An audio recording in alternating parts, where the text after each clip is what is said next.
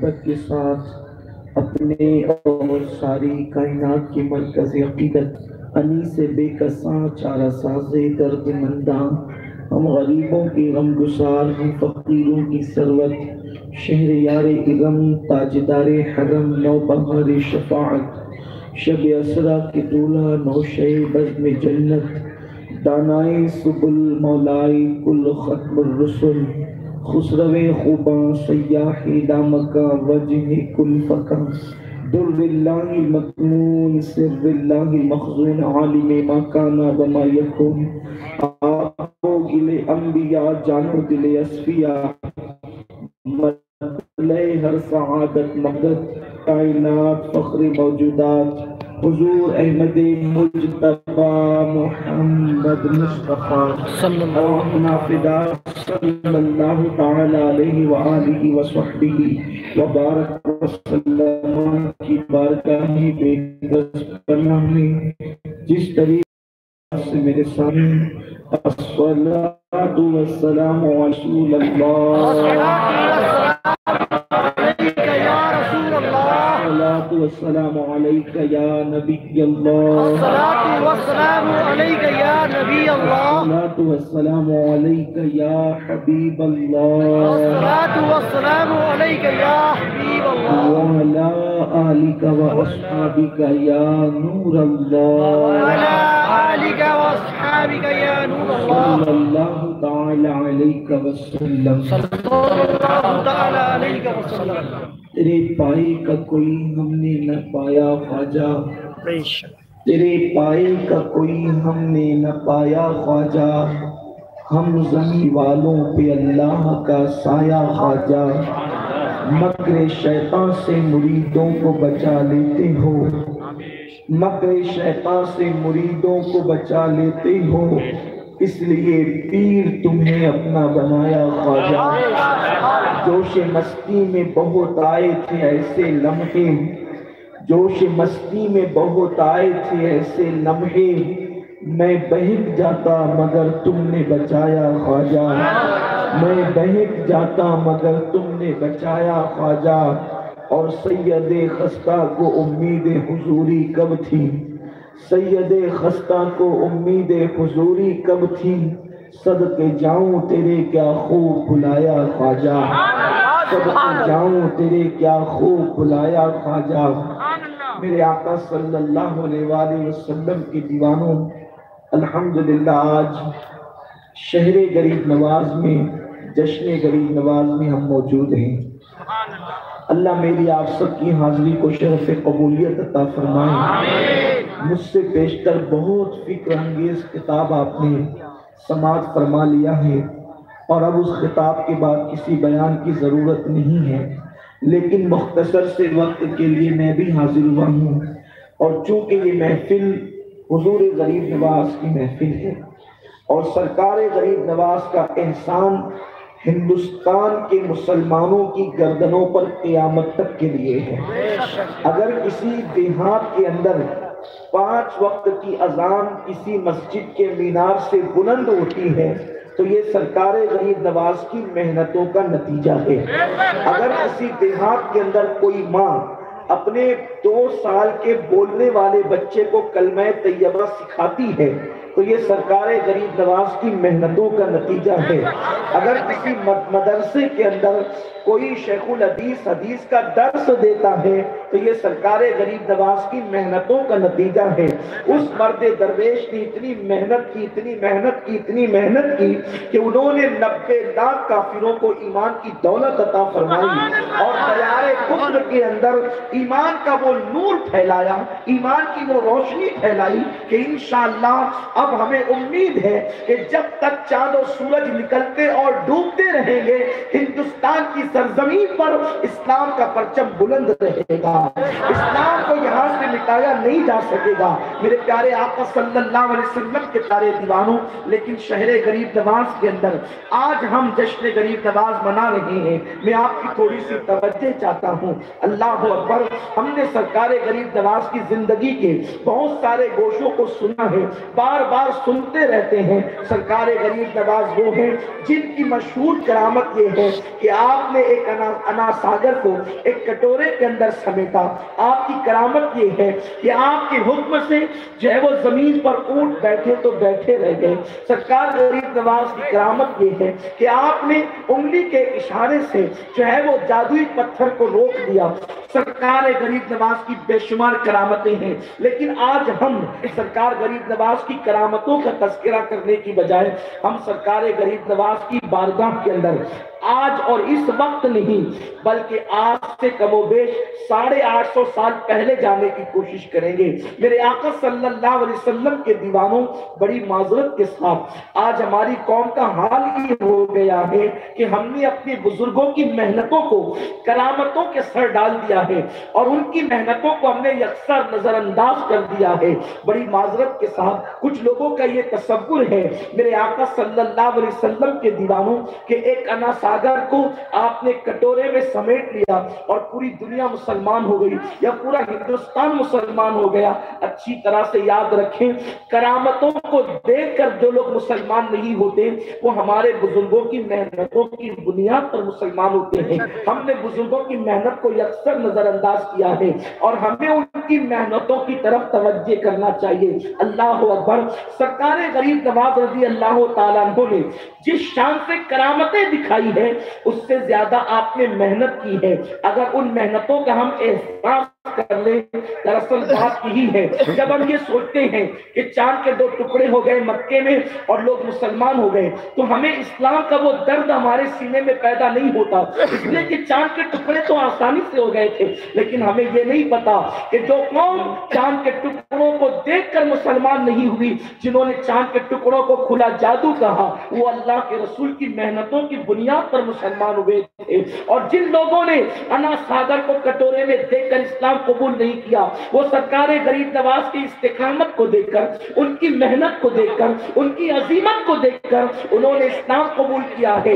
میرے آقا صلی اللہ علیہ وسلم کے دیوانوں، یہ ہندوستان کی تاریخ کے ناقابل تردید حوالے ہمارے پاس موجود ہیں کہ سرکار غریب نواز رضی اللہ تعالیٰ عنہ نے کم و بیش ہندوستان کی سرزمین پر 40 سال کا عرصہ گزارا اور اس میں زیادہ تر وقت سرکار غریب نواز نے ایک درخت کے نیچے انا ساگر کے کنارے گزارا ہے۔ آپ ذرا سوچیں تو صحیح، جب سرکار غریب نواز ایک درخت کے نیچے اپنا وقت گزارتے ہوں گے تو کیا راجستھان کی گرمی، کیا بارش کا موسم نہیں آیا ہوگا؟ کیا سردی کا موسم نہیں آیا ہوگا؟ دوسری ریاست والوں کو یہ بتانے کی ضرورت ہے کہ راجستھان کی گرمی کیسی ہوتی ہے اور دوسری ریاست والوں کو یہ بتانے کی ضرورت ہے کہ راجستھان کی سردی کیسی ہوتی ہے۔ لیکن آپ اجمیر شریف والوں کو یا راجستھان والوں کو یہ بات بتانے کی ضرورت نہیں ہے کہ راجستھان کی سردی اور گرمی کا حال کیا ہوتا ہے۔ اللہ اکبر۔ ابھی مارچ کا مہینہ چل رہا ہے، ابھی بھی سردی کا یہ حال ہے کہ کچھ لوگوں نے یہاں پر سوٹر پہن رکھا ہے، کچھ لوگوں نے کانٹو پہن رکھا ہے۔ میرے آقا صلی اللہ علیہ وسلم کے دیوانوں، اور یاد رکھیں جیسے جیسے علاقے میں بستی بڑھتی جاتی ہے ویسے ویسے سردی کا معاملہ کم ہوتا جاتا ہے۔ آج سے 850 سال پہلے کم و بیش اجمیر مقدس کی سردی کا حال کیا رہا ہوگا، پہاڑوں کی گرمی کا حال کیا رہا ہوگا، اور ایک مرد درویش ایک درخت کے نیچے بیٹھا ہوا ہے اور اپنا وقت گزار رہا ہے۔ حضور سید العلماء رحمت اللہ تعالیٰ علیہ کے فرمان کے مطابق کہ سرکار غریب نواز ایک لباس پر پوری زندگی گزارتے ہیں ہندوستان کے اندر، اور جس وقت سرکار غریب نواز کو غسل دینے کے لیے تختے پر لٹایا جاتا ہے آخری وقت میں، اور ان کا وہ کرتا جو ان کے جسم پر موجود تھا وہ اتارا جاتا ہے تو اس کا وزن کئی کلو کا ہو جاتا ہے۔ ایک محتاط اندازے کے مطابق کم و بیش 17 کلو کا وہ کپڑا تھا، 17 کلو کا وہ کرتا تھا۔ آخر میں آپ سے پوچھنا چاہتا ہوں، ایک دن میں 2 مرتبہ کپڑے تبدیل کر کے زنا کی اڈوں کو آباد کرنے والے، شراب کے اڈوں کو آباد کرنے والے कीमती कपड़े पहन करके खुदा की नाफरमानी करने वाले क्या कभी इस बात पर तवज्जो कर सकते हैं कि आखिर उस मर्द दरवेश का एक कुर्ता कमोबेश 17 किलो का क्यों हो गया था, उसकी वजह क्या थी? तो ये बात बयान की जाती है, जब वो कपड़ा फटता था तो पेवन लगा लिया जाता था, फिर फटता था तो पेवन लगा लिया जाता था। बार बार पेवन लगाने की वजह से उस कुर्ते का वजन कई किलो का हो गया था। मैं आपसे पूछना चाहता हूं कि इस मेहनत पर हमारी तवज्जो नहीं? सरकार गरीब नवाज की जिंदगी के खूबसूरत और हसीन लम्हात ये है कि आपने अपनी जिंदगी के कमोबेश 60 साल ऐसे गुजारे कि जिसमें आपने शादी नहीं फरमाई। आपकी पहली शादी का तस्करा जो है वो 60 साल के बाद मिलता है। उसकी वजह क्या है? दीन के कामों में इतने मसरूफ हो गए थे कि आपको शादी की तरफ तवज्जो नहीं थी। मेरे आका सल्लल्लाहु अलैहि वसल्लम के दीवानों, तो आइए हम सरकार गरीब नवाज की चौखट पर चलते हैं, लेकिन इस शान से चलते हैं। 8 से 850 साल पहले कमोबेश एक मर्द दरवेश है जो दरख्त के नीचे बैठा है। आखिर उसकी बोली क्या थी, उसकी गुफ्तगू क्या थी? जिसने 90 लाख को ईमान की दौलत अता की, जिसने 90 लाख को इस्लाम की दौलत अता की। आज मैं ये बात नहीं कहूंगा कि जबान मेरी है बात उनकी, बल्कि जबान भी उन्हीं की है और बात भी उन्हीं की है। आखिर उनके मलफूजात क्या थे, उनके फरामीन क्या थे, उनकी महफिलों का अंदाज क्या था, जिसकी वजह से लोगों की जिंदगियां बदल जाती थी। मुझे अफसोस है हमारी घंटों की गुफ्तगू सुनकर लोगों की जिंदगियां नहीं बदलती। आखिर वो कैसे लोग थे, उनका अंदाज़े गुफ्तगू क्या था, उनके गुफ्तगू का अंदाज क्या था कि चंद जुमले लोगों की जिंदगियों को बदल देते थे, गैरों को अपना बना लेते थे। दरअसल बात ये थी, वो बोलते थे तो जबान से नहीं, हलक से नहीं, बल्कि दिल की गहराइयों से बोलते थे। दिल से बात निकलती थी और दिलों के अंदर उतर जाती थी। हमने ये सुना है और पढ़ा है, जब भी कोई गरीब नवाज के पास मुनाजरा करने के लिए आता और कहता कि हम आपसे मुनाजरा करना चाहते हैं, सरकार गरीब नवाज फरमाते बहुत दूर से आए हो, थके होंगे, पहले खाना खा के आराम कर लो, उसके बाद फिर देखा जाएगा। इन जुमलों में क्या तासीर थी? खाना खाने के बाद आराम की हमदर्दी के अल्फाज सुनने वाला सुनता और आने के बाद बगैर मुनाजरा किए हुए इस्लाम को कबूल। मेरे आका अलैहिस्सलाम के दीवानों, आओ आपको बताऊं, दरख्त के नीचे गरीब नवाज की महफिल सजती है और उसमें बातें क्या होती है। लोग हैरान हैं, मुसलमान अपनी महफिलों में बातें क्या करते हैं कि लोग उनके हो जाते हैं। गरीब नवाज के लोग दीवाने क्यों हो गए थे? आओ सरकार गरीब नवाज की बातें क्या थी, जिसको हम अपनी जबान में मलफूजात कहते हैं, मैं चंद उसको पेश करना चाहता हूँ। अगर आप अल्लाह अकबर इसकी दलील चाहते हैं कि उनके मलफूजात क्या थे, तो हमें और आपको दलीलुल आरिफीन की तरफ तवज्जो करनी पड़ेगी। सरकार गरीब नवाज रज़ी अल्लाह ताला फरमाते हैं, हो सके तो कभी खटमल और पिस्सू को भी गाली मत दो, इसलिए कि तुमने अगर खटमल और पिस्सू को भी गाली दी तो क़यामत के दिन अल्लाह उसके मुतालिक भी तुमसे सवाल फरमाएगा। आप मुझे बताएं, जिस मजहब के अंदर खटमल और पिस्सू को गाली देने की इजाजत नहीं, उस मजहब में बीवी को गाली देने की इजाजत कैसे हो सकती है? उस मजहब के अंदर बच्चों को और बच्चियों को गाली देने की इजाजत कैसे हो सकती है? आज का मुसलमान बीवी को माँ बहन की गालियां देता है, अपने छोटे छोटे बच्चों को माँ बहन की गालियां देता है। सरकार गरीब नवाज फरमाते हैं, जिसने किसी मुसलमान को गाली दी और तौबा नहीं की, उससे माफी नहीं मांगी, मुझे डर है कि जब वो मरेगा तो मरने से पहले उसका ईमान छीन लिया जाएगा और मैं डरता हूं कि वो काफिर होकर के ना मरे। आपसे मैं पूछना चाहता हूं, गाली देने का इतना बड़ा बवाल है, गाली देने का इतना खतरनाक बवाल है कि सरकार गरीब नवाज फरमाते हैं, अल्लाह अकबर, गरीब नवाज फरमाते हैं कि गाली देने वाला अगर तौबा किए बगैर मरा तो डर है कि कहीं काफिर होकर के ना मरे। सरकार गरीब नवाज रज़ी अल्लाह ताला फरमाते हैं, अगर कोई इंसान, अगर कोई मुसलमान किसी इंसान को एक लुकमा खिलाता है, यहाँ मुसलमान की कैद नहीं है, देखो उनके फरामीन क्या है। सरकार गरीब नवाज फरमाते हैं, कोई मुसलमान किसी इंसान को एक लुकमा खिलाता है तो उसके और जहन्नम के दरमियान 7 पर्दे गिरा दिए जाते हैं और हर पर्दे से दूसरे पर्दे के दरमियान 1000 साल का फासला होता है। यानी तुमने किसी इंसान को अगर एक लुकमा खिला दिया तो तुम्हारे और درمیان 7,000 سال کا فاصلہ پیدا ہوگا. جب ایک لقمے کا یہ اجر ہے تو پیٹ بھر کھلانے کا ثواب کیا ہوگا؟ اور ایک کو کھلانے کا ثواب اتنا ہے تو ہزاروں کو کھلانے کا ثواب کیا ہوگا؟ صلی اللہ علیہ وسلم کے دیوانوں، سرکار غریب نواز فرماتے ہیں کسی بڑے سے بڑا پاپ کر کے، کسی بڑے سے بڑا گناہ کر کے اللہ رب العزت، بندہ جب بڑے سے بڑا پاپ اور بڑے سے بڑا گناہ کرتا ہے تو اللہ اتنا ناراض نہیں ہوتا جتنا کسی مسلمان کو ذلیل کرنے سے اللہ ناراض ہوتا ہے. بڑے سے بڑا گناہ کرنے سے اتنا نقصان نہیں ہوتا جتنا مسلمان کو ذلیل کرنے سے. آج آپ دیکھیں ایک مسلمان دوسرے مسلمان کی آبرو پہ ہاتھ ڈالتا ہے.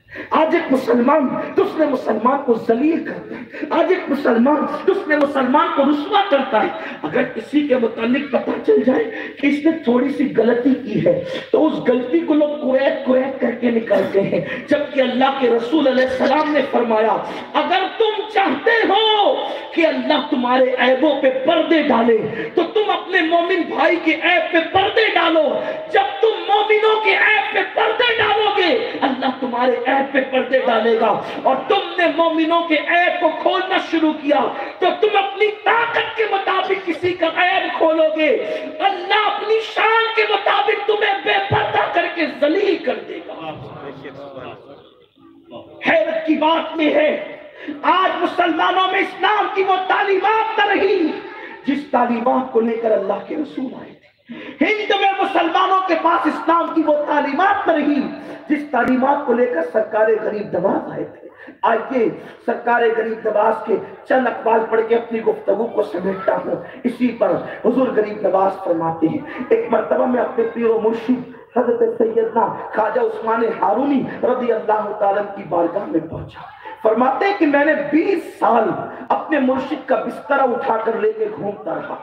مجھے کسی عبادت کی وجہ سے، نفلی عبادتوں سے وہ مرتبے نہیں ملے جو مجھے اپنے مرشد کی خدمت کی وجہ سے مرتبے ہیں. نفلی عبادتوں نے اس منزل پر نہیں پہنچایا، مرشد کی خدمت نے جس منزل پر پہنچایا. تو فرماتے ہیں کہ میں اپنے پیر و مرشد کی بارگاہ میں حاضر تھا. گفتگو شروع ہوئی کہ بستیوں پہ عذاب کیوں آتا ہے. اسی پہ میں اپنی گفتگو ختم کر دوں گا، صرف آپ کی توجہ چاہتا ہوں. اس وقت مسلمان عذاب کی لپیٹ میں ہے، مشرق ہو یا مغرب. مفتی صاحب قبلہ بھی غالباً آخری کی جو گفتگو سنی میں نے کچھ اسی طرح کا رونا آپ کے سامنے رو رہے تھے، اپنے دل کا درد پیش کرے. شام کے حالات، یمن کے حالات، عراق کے حالات، کشمیر کے حالات اور دنیا بھر کے حالات، مسلمان عذاب الہی کا شکار ہے. اور بہت بڑے ہماری جماعت کے مفتی بشیر القادری صاحب، پہلی میری شاید ملاقات ان سے ہے اور نام تو غائبانہ طور پہ سن رکھا تھا، شاید ملاقات سامنے سے پہلی بار جہاں تک مجھے یاد آتا ہے. اور بھی علماء مشائخ موجود ہیں. بڑی معذرت ہے ہمارے منبر سے کبھی کبھی کچھ بے باک لوگ اپنی قوم کو اتنی چھوٹ دیتے ہیں کہ قوم جو ہے یہ سوچتی ہے کہ ہمیں عمل کی کیا ضرورت ہے، موج کرو مستی کرو، جنت تو اپنے باپ کی جاگیر ہے. آپ سے میں یہ بات آج دل کے درد کے طور پہ کہنا چاہتا ہوں. یہ جو آپ نے یہ طریقہ بنا رکھا ہے نا، اس کا چہرہ دیکھو جنت ملے گی اور اس کا چہرہ دیکھو جنت ملے گی. بڑی معذرت کے ساتھ جن کے چہرے دکھا کر ہم جنت کے ٹکٹ بانٹتے ہیں، کیا ان کا بھی جنتی ہونا یقینی آپ کو پتا ہے؟ آپ مجھے بتائیں، آپ مجھے بتائیں. اگر نوح علیہ السلام کا بیٹا کافر ہو کر جہنمی ہو کے مر سکتا ہے تو آپ جن کے چہرے دکھا کر کے جنت بانٹ دیں، کیا وہ کفر پر نہیں مر سکتے؟ حسن ظن اپنی جگہ ہے، امید اپنی جگہ ہے. ہم نے حتمی طور پر لوگوں کے بارے میں کیسے فیصلے کر لی؟ اگر نوح علیہ السلام کی بیوی کفر پہ مر سکتی ہے تو ہم اس کے بارے میں حتمی طور پہ کہہ سکتے ہیں. آپ جانتے ہیں ایمان پہ خاتمے کی کسی کے لیے کوئی گارنٹی نہیں ہے نام کے ساتھ نامزد کر کے.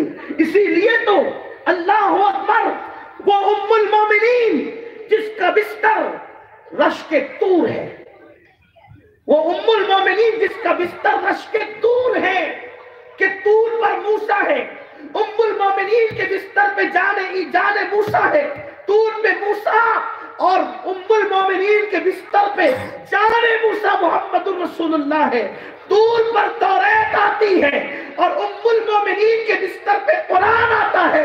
اسی ام المومنین کو دنیا اما عائشہ صدیقہ کے نام سے جانتی ہے۔ وہ عائشہ صدیقہ رات کی تاریکیوں میں ہاتھ اٹھا اٹھا کر دعا کرتی ہے، کاش عائشہ پیدا نہ ہوئی ہوتی، اور اگر پیدا ہو گئی تھی تو بچپن میں مر جاتی اور بھولی بسری ہو جاتی، تاکہ عائشہ قیامت کے دن رب کی بارگاہ میں جواب دینے سے بچ جاتی۔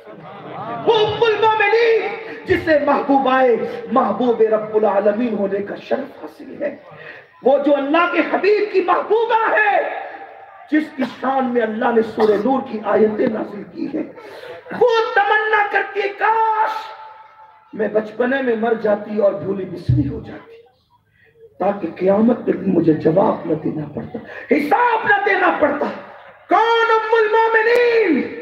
جس کے بستر پہ قرآن نازل ہوتا ہے، جس کے زانوں پر اللہ کے رسول سر رکھ کر آرام کرتے ہیں، جس کے منہ کا بچا ہوا پانی اور دودھ اللہ کے رسول تبسم ریز ہو کر پیتے ہوئے نظر آتے ہیں، برتن میں وہ ہاتھ جہاں سے ڈال کر کھاتی ہے انگلیوں کا نشان دیکھ کر اللہ کے رسول اسی جگہ سے لقمے اٹھاتے ہیں۔ آپ غور کریں، جن کے لیے آیت تطہیر نازل ہوئی ہے وہ کہہ رہی ہے کاش کہ میں بچپن ہی میں مر گئی ہوتی اور بھولی بسری ہو گئی ہوتی، اور ہمارا حال کیا ہے؟ کوئی عمل نہیں، جنت ہمارے باپ کی لکھا کر کے لائے۔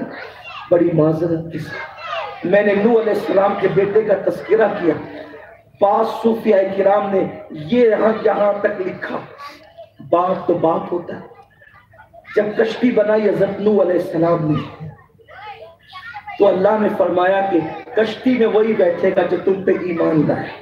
حضرت نوح علیہ السلام کی تمنا تھی کہ میرا بیٹا ایمان لے آئے اور وہ کشتی میں بیٹھ جائے اور بچ جائے۔ حضرت نوح علیہ السلام بیٹے کو سمجھاتے رہے، دیکھ میرے اللہ کا طوفان آنے والا ہے۔ اس نے کہا کہ آپ کا اللہ طوفان بھیجے گا تو میں پہاڑ پہ چڑھ جاؤں گا اور وہاں تک کہ موجیں نہیں پہنچ سکے گی۔ حضرت نوح نے بیٹے کو سمجھایا، میرے بیٹے میرے اللہ کی موجیں وہاں تک بھی پہنچے گی اور تو غرق ہو جائے گا۔ آخرکار باپ بیٹے کو سمجھاتا رہا۔ حضرت نوح علیہ السلام کے دل میں ایک خیال آیا، بیٹے کی سفارش اللہ کی بارگاہ میں عرض کرنے میں جاتا کیا ہے؟ جناب نوح نے رب سے عرض کی، میرے اللہ اجازت دے دے کہ میں اپنے بیٹے کو اسی حالت میں کشتی میں بٹھا لوں۔ اللہ نے فرمایا نہیں۔ حضرت نوح نے دوبارہ کہا، مولا اگر اجازت دے تو میں اپنے بچے کو کشتی میں سوار کروں۔ جواب آیا، نوح اگر اس کے بعد تو نے اس کو کشتی میں بٹھانے کی بات کی تو اپنے محبوب بندوں کی فہرست سے تیرا نام کاٹ دیا جائے۔ اللہ رحمان و رحیم ہے، ستار و غفار ہے، لیکن وہ غیرت والا نہیں، وہ غیرت والا بھی ہے۔ ہم نے اللہ کے عذاب سے آنکھیں موند لی۔ اس وقت امت مسلمہ اللہ کے عذاب میں گرفتار ہے۔ ہمارا یہ عقیدہ ہے اہل سنت کا کہ ہم حضور کی امت میں ہیں تو اجتماعی عذاب اس امت پر انشاءاللہ کبھی نہیں آئے گا۔ جیسے قوم عاد ہلاک کر دی گئی، امت محمدیہ مکمل ہلاک نہیں ہوگی۔ قوم لوط ہلاک کر دی گئی، امت محمدیہ پوری کی پوری ہلاک نہیں ہوگی، لیکن انفرادی عذاب آئے گا۔ ام المومنین عائشہ صدیقہ رضی اللہ تعالیٰ عنہ نے حضرت امیر معاویہ رضی اللہ تعالیٰ عنہ کو خط لکھ کر کے کہا تھا کہ جو شخص رات کی تنہائی کے اندر گناہ کرتا ہے اللہ صبح کو مومنوں کے دل میں اس کے لیے نفرت پیدا کر دیتا ہے۔ اگر کوئی چھپ کر کے رات کی تاریکی میں گناہ کرتا ہے تو صبح اس کے منہ پر ایسی پھٹکار برستی ہے کہ صالحین کا نور اس کے چہرے سے چھین لیا جاتا ہے۔ لوگ یوں ہی نفرت نہیں کرتے کسی سے جب تک کہ لوگ پاپی نہیں ہو جاتے، اس وقت تک ان کے لیے نفرتوں کے دروازے نہیں کھولے جاتے۔ آپ کیا سمجھتے ہیں آج جو دنیا ہمیں نفرتوں کی نگاہ سے دیکھ رہی ہے تو کیا سارا قصور دوسروں کا ہے؟ ہمارا کوئی قصور نہیں ہے۔ امت مسلمہ عذاب کی زد میں ہے۔ میں یہ نہیں کہتا کہ پوری امت پاپی ہو گئی۔ سرکار غریب نواز فرماتے، میرے پیر و مرشد نے مجھ سے کہا، بابا معین سنو، جب کسی قوم کے اندر یہ 3 گناہ عام ہو جائے تو پھر اللہ اس بستی پر عذاب نازل فرماتا ہے۔ میں نے پوچھا کہ کون سے؟ تو فرمانے لگے پہلی چیز، جب کوئی قوم نماز کو ضائع کرتی ہے اللہ اس بستی پر عذاب نازل فرماتا ہے۔ آپ دیکھیں پوری کی پوری بستی بے نمازی، فجر کی نماز میں لالے پڑے رہتے جماعت کو کھڑی کرنے کے حوالے سے، امام اور مؤذن کہیں کہیں نماز پڑھتے ہیں، کئی چند بوڑھے نماز پڑھتے ہیں، اگر کبھی امام بشری تقاضے کی وجہ سے مسجد میں حاضر نہ ہو تو جماعت نہیں کھڑی ہو سکتی۔ ہماری مسجدوں کا حال یہ ہے، اللہ کے گھر کو ویران کر کے اپنے گھر کو آباد کرنے کا خواب دیکھنے والی قوم۔ اللہ اکبر، میرے آقا مصطفیٰ جان رحمت صلی اللہ علیہ وسلم کے غلاموں، طبقات الاولیاء کے اندر یہ روایت موجود ہے کہ جب کوئی بندہ نماز کو ایک وقت کی جان بوجھ کے چھوڑ دیتا ہے تو چھوٹے چھوٹے کیڑے مکوڑے اللہ کی بارگاہ میں عرض کرتے ہیں مولا ہمیں اتنی طاقت دے دے کہ اس بے نمازی کا گلا دبا کر اس کو ختم کر دے، کیونکہ اس کا وجود ہمیں برا لگتا ہے۔ مجھے بتاؤ ایک وقت کی نماز جو جان بوجھ کے چھوڑ دیتا ہے تو زمین کے چھوٹے چھوٹے کیڑے اس کو قتل کرنے کا پلان بناتے ہیں۔ جب بے نمازی اللہ اکبر جو ساری زندگی مسجد میں نہ آئے، جو ہفتے ہفتے بھر مسجد میں نہ آئے، اس کی گردن پہ تلوار نہیں ہوگی تو کیا ہوگا؟ بموں سے ان کی بستیاں ہلاک نہیں ہوگی تو کیا ہوگا؟ بستیوں پہ میزائل نہیں گریں گے تو کیا ہوگا؟ چھرے مار کر کے آنکھیں اندھی نہ کی جائے گی تو کیا ہوگا؟ سنو سنو، جب کیڑے نفرت کرتے ہیں، صاحب طبقات الاولیاء نے لکھا ہے کہ جب ایک وقت کی نماز کوئی بندہ چھوڑ دے، توبہ نہ کرے اور اس نماز کو ادا نہ کرے، ہوائیں چلتی ہے تو ہوائیں اس سے نفرتوں کا اظہار کرتی ہے، زمین اس سے نفرتوں کا اظہار کرتی ہے، کھانے کے لیے بیٹھتا ہے تو لقمے اس سے نفرتوں کا اظہار کرتے ہیں۔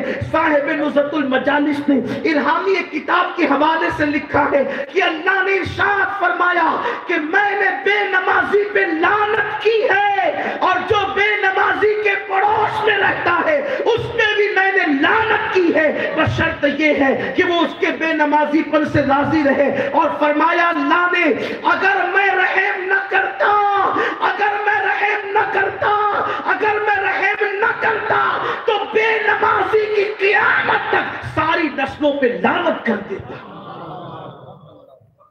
انسان کی لعنت کسی پہ پڑ جائے تو وہ رحمتوں سے دور ہو جاتا ہے، اللہ کی لعنت جن پہ پڑے وہ رحمتوں کے قریب کیسے ہوں گے؟ بہت لمبی نہیں کرتے ہوئے ایک بات آپ کو صرف بتانا چاہتا ہوں، نماز پڑھنے سے نہ پڑھنے سے سب سے بڑا نقصان کیا ہے؟ شان دینا۔ آج سب پریشان ہو، دولت مندوں کے گھر میں بھی میں گیا اور غریبوں کے گھر میں بھی گیا، سب کے چہرے اترے ہوئے، مایوس، آنکھیں سونی سونی، چہرے پسمردہ، لاکھوں کروڑوں کی پراپرٹیاں ہیں مگر دلوں کو سکون نہیں۔ بیٹے ماں باپ کی غدار، بیٹیاں ماں باپ کی غدار، بہویں ساس سسر کی غدار، میاں بیوی میں آپس میں جم نہیں رہی ہے۔ یہ کیا ہے؟ سجدے چھوڑ دینے کا کی یہ نحوست ہے، نحوست۔ اس کو ہنس کے مت اڑائیے گا۔ ایک بنی اسرائیل کے اندر ایک شخص تھا، اس نے کہا یار میں اتنے پاپ کرتا ہوں، اللہ مجھے سزا کہاں دیتا ہے؟ اللہ نے اس دور کے نبی پہ وحی کی، اس سے جا کے پوچھو کیا اس کو کبھی میرے خوف اور میری محبت میں رونے کی توفیق ہوئی ہے؟ جب اس نبی نے جا کر کے پوچھا کہ کیا کبھی تو نے اللہ کے لیے رویا ہے؟ اس نے کہا نہیں۔ تو اس نبی نے کہا اس سے بڑھ کر سزا کیا ہوگی کہ اللہ نے تیرا دل اتنا سخت کر دیا ہے کہ تجھے اللہ کے لیے کبھی رونا نصیب نہیں ہوا، اور تیرے دل پر نیکیوں کی باتیں اثر نہیں کرتی۔ اس سے بڑی سزا کیا ہوگی؟ اس سے بڑھ کر اللہ کا عذاب کیا ہوگا؟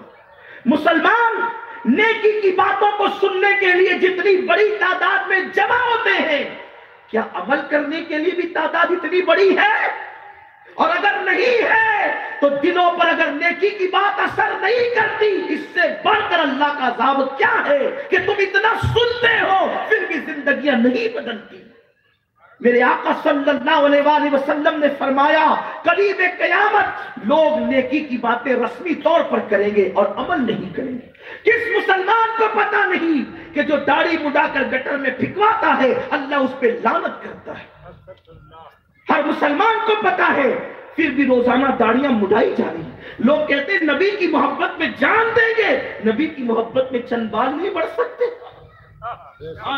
جو قوم نبی کے نام پہ جان دینے کی بات کرتی ہے وہ قوم نبی کے نام پہ چند بال نہیں. ہیروں کی محبت میں بال سر کے بڑھ جاتے ہیں، نبی کی محبت میں چہرے کے بال نہیں بڑھتے. تم نے کس سے پیار کیا؟ کس سے پیار کیا؟ اپنے آپ کو دھوکہ مت دو، منافقت سے کام مت لو. عملی طور پر منافقت کا ثبوت دے رہے ہو. ہیروں کی محبت میں بال بڑھانے میں تمہیں کوئی شرم نہیں آئی اور نبی کی محبت میں چہرے کے بال بڑھانے میں تمہیں شرم آ گئی. خدا کی عزت و جلال کی قسم، جو قوم نبی کی بارگاہ میں زبان و دل یکساں نہ کرے وہ قوم عزت کے ساتھ زمین پہ جینے کی حقدار نہیں ہو سکتی. چاہے جو کر لو. ایک مرتبہ کسی نے امام اہل سنت اعلیٰ حضرت کی بارگاہ میں نعت کے کچھ اشعار لکھ کر کے لایا اور لانے کے بعد کہتا ہے امام ذرا سن لیں. امام اہل سنت کی زندگی بڑی محتاط تھی، جلدی سے کسی کا لکھا ہوا کلام سنتے نہیں تھے، یا تو کافی مراد آبادی کو سنتے تھے یا اپنے چھوٹے بھائی مولانا حسن رضا کے کلام کو. لانے والے نے گزارش کی سن لے، آپ نے دل رکھنے کے لیے سنا دو. جب اس نے سنا کلام پڑھنا شروع کیا تو کلام کے معنی کچھ یہ تھے: حضور میں آپ کے لیے ایسے تڑپتا ہوں جیسے پانی مچھلی کے بغیر تڑپتی ہے. امام کی آنکھوں میں آنسو آ گئے، تڑپ گئے اور کہنے لگے نعت لکھنے والے تیرے دل کے جو جذبات ہیں اگر تمہیں ایسا ہی لکھا ہے تو احمد رضا تیرے تلوے چومنے کے لیے تیار ہے، اور اگر تیرے دل کی کیفیت وہ نہیں ہے جو تو نے کلام میں ظاہر کیا ہے تو ڈر اللہ سے، تو کتنی بڑی بارگاہ میں جھوٹ بول رہا ہے. جس کی نگاہوں سے خدا کی ذات نہ چھپی اس کی نگاہوں سے تیرے دل کے جذبات کیا چھپ سکتے ہیں.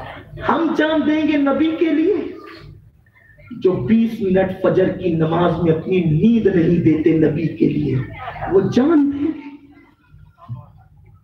جو کرکٹ کے لیے تو میچ دیکھنے کے لیے دکانیں بند کر سکتے ہیں، اللہ کی عبادت کے لیے دکان بند نہیں کر سکتے، وہ نبی کے لیے جان دیں گے.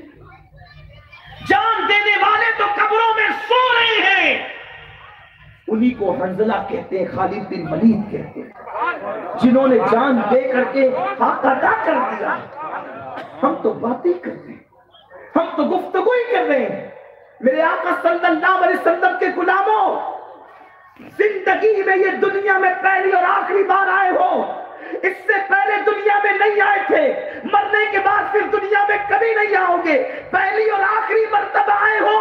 اس چانس کا فائدہ اٹھا لو. اب دنیا مزرعۃ الآخرہ، دنیا آخرت کی کھیتی ہے. یہاں جو بو گے آخرت میں وہی کاٹو گے. یہاں پہ پاپ کرو گے تو پاپ ہی کاٹنے ہوں گے، اور یہاں پہ نیکی کرو گے تو نیکی ساتھ لے کر کے جاؤ گے. یاد رکھنا، یہ دکانوں کی فکر، یہ مکانوں کی فکر، یہ بال بچوں کی فکر میں نہیں کہتا کہ چھوڑ دو، مگر یہ ضرور کہتا ہوں سب کی فکر کرنے والوں ذرا رب کی عبادت کی بھی فکر کر لو. قرآن کہتا ہے لا تنس نصیبک من الدنیا، دنیا سے اپنے نصیب کا مت بھول، سوائے کفن کے کچھ نہیں لے جائے. بڑے بڑے بادشاہ کیا لے گئے، ہم کیا لے جا سکے؟ کچھ نہیں لے جاؤ گے. اس وقت پچھتانے سے کام نہیں چلے گا. سلطان الہند کے دیار میں بیٹھنے والوں، اگر اپنی آخرت کا فیصلہ کر سکتے ہو تو کر لو. آج سچی توبہ کر کے میں کہنے چلا تھا کہ نماز چھوڑنے کا سب سے بڑا نقصان کیا ہے. اللہ کے رسول علیہ السلام فرماتے ہیں جس نے ایک وقت کی نماز جان بوجھ کے چھوڑ دی وہ اللہ کی امان سے باہر ہو جاتا ہے. اس پہ تھوڑی سی آپ کی توجہ چاہتا ہوں، دھیان دینا، اور آپ سے گزارش کرتا ہوں کہ تھوڑی دیر کے لیے سب بیٹھ جائیں، منتظمین بیٹھ جائیں، موبائل والا میرا بھیا بیٹھ جائے، سب بیٹھ جائیں. اللہ سب کو توفیق دے. سب لوگ غور سے سنو. دیکھو میں کیا کہنا چاہتا ہوں. ایک وقت کی نماز جو جان بوجھ کے چھوڑ دے اللہ کی امان سے باہر ہو جاتا ہے، اور اللہ کی امان سے باہر ہونے کا جتنا بڑا نقصان ہے اتنا بڑا نقصان کسی چیز کا نہیں۔ ایک مثال سے سمجھو، اگر کروڑوں ابابیل کسی ہاتھی پر ایک ساتھ گرے تو کروڑوں ابابیل ایک ساتھ گر کر بھی کسی ہاتھی کا کچھ بگاڑ نہیں سکتی، لیکن تاریخ گواہ ہے، قرآن گواہ ہے کہ ایک ایک ابابیل 3 ہاتھیوں کو قتل کر رہی ہے۔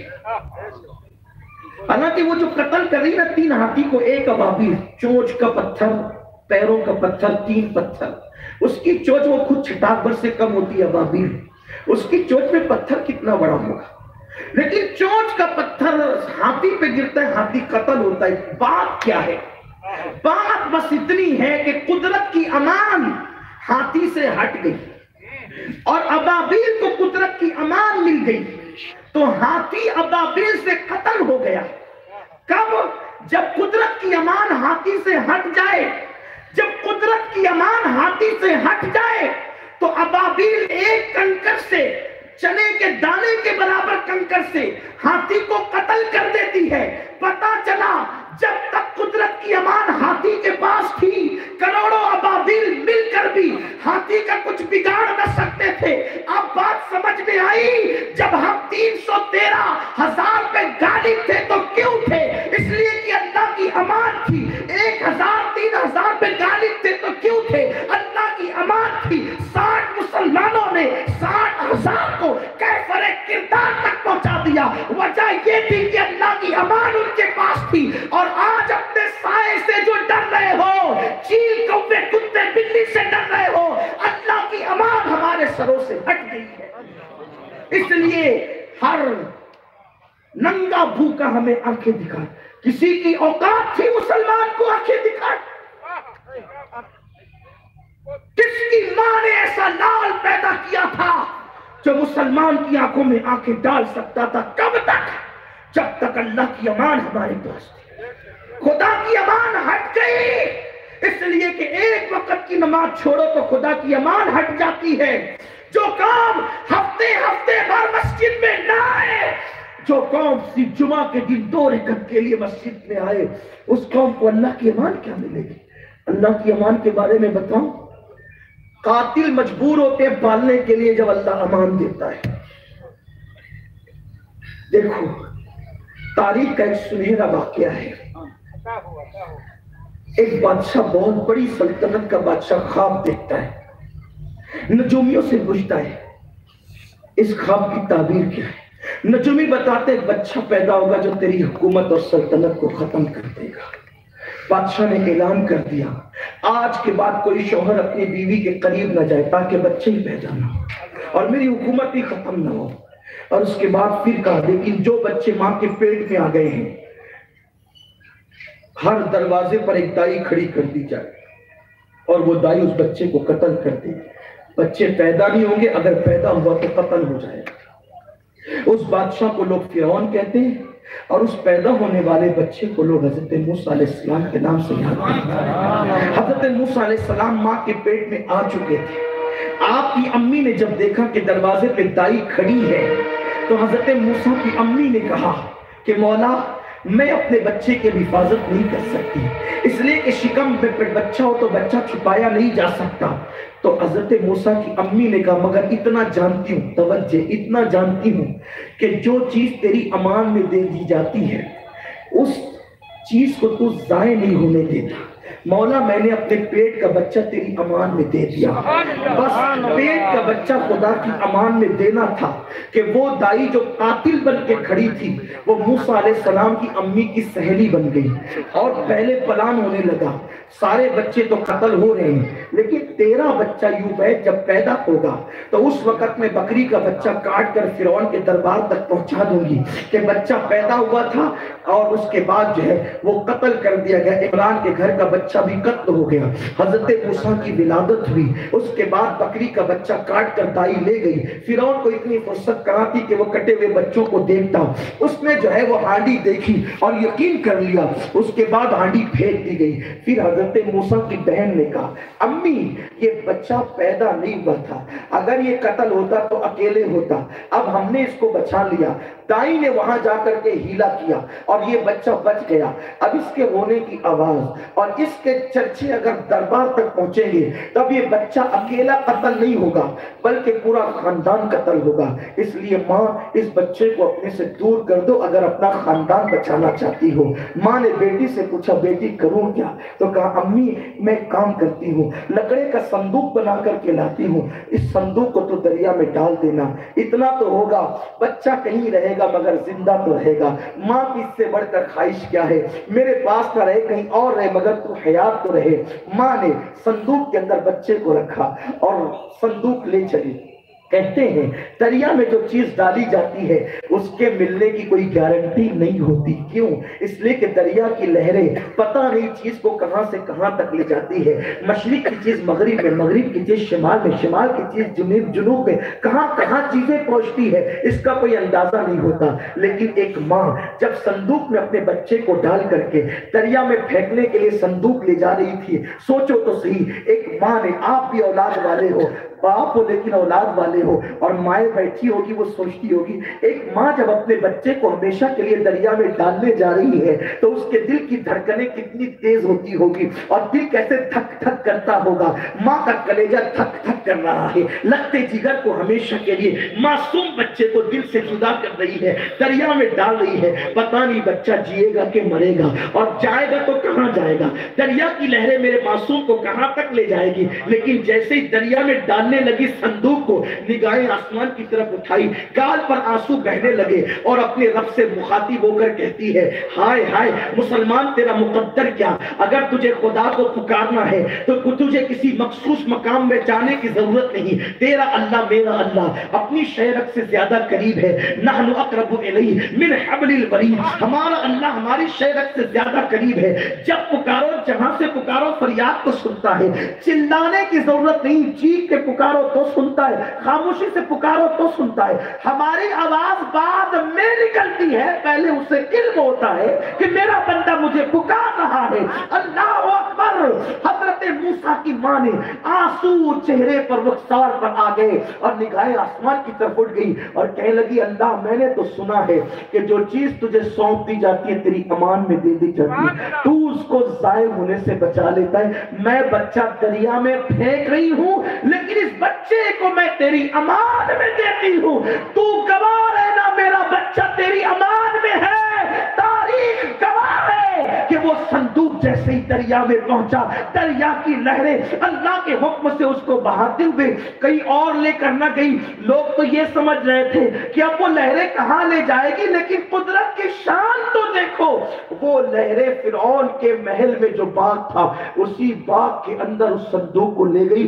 فرعون اپنی بیوی کے ساتھ بیٹھا ہوا باتیں کر رہا تھا, خوبصورت صندوق کو آتے دیکھا, اٹھ کھڑا ہوا اور جیسے صندوق کی طرف ہاتھ بڑھایا, صندوق اٹھایا, کھولا, خوبصورت پاک دامن بیوی بازو میں موجود تھی. حسین و جمیل بچہ دیکھ کر کے بیوی کے لبوں پہ مسکراہٹ آ گئی. فرعون نے کہا یہ وہی بچہ تو نہیں جو میری سلطنت کے خاتمے کا سبب بنے گا, جس کو میں نے خواب میں دیکھا ہے.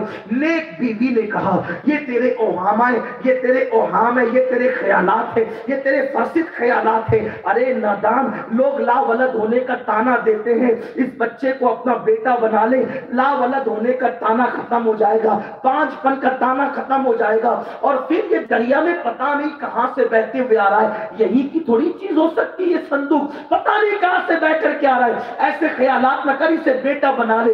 تو کہتے ہیں بیوی کی بات کون ٹالتا ہے, بیوی کی بات میں وہ اس نے مان لیا اور کہا اس بچے کو ہم اپنا بیٹا بنا لیں گے.